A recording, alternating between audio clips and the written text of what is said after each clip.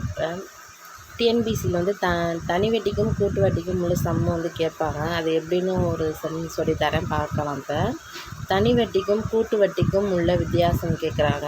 Type 1. இது கொஞ்சம் shortcuts method தான், கொஞ்சம் இது பார்த்துக்கோங்க.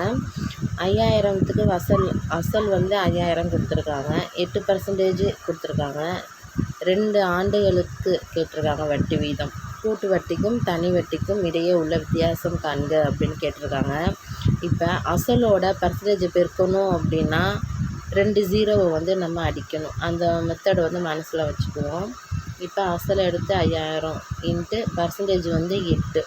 ஸோ அசலோட பர்சன்டேஜ் பெருக்கணும் அப்படின்னா 2 0 வந்து அடிக்கணும். ஸோ 2 0 வந்து அடித்தாச்சு. அடித்த போக பெருக்கணும், 50 8 பெருக்கணும் அப்படின்னா 400 வரும். ஸோ இதுதான் வருஷத்துக்கு உள்ள வட்டி. இப்போ 2ஆம் வருஷம் கேட்டிருக்காங்கல்ல இங்கே இப்போ இன்னொரு 2ஆவது வருஷத்துக்கு கண்டுபிடிக்கணும். இப்போ அதுக்கு என்ன பண்ணுறோம், ஃபஸ்ட்டு வருஷம் கண்டுபிடிச்சோம்ல அதோட இன்ட்டு பர்சன்டேஜ் 8. இப்போ அசலையும் இது நம்மளுக்கு ஃபஸ்ட்டு வருஷத்துக்குள்ள வட்டி தொகை கிடச்சிருக்கு, அதோட அசலை பெருக்கணும் அப்படின்னா 2% 2 0 வந்து அடிக்கணும். அடித்தோம் அப்படின்னா 8 32. ஸோ ஆன்சர் வந்து 32.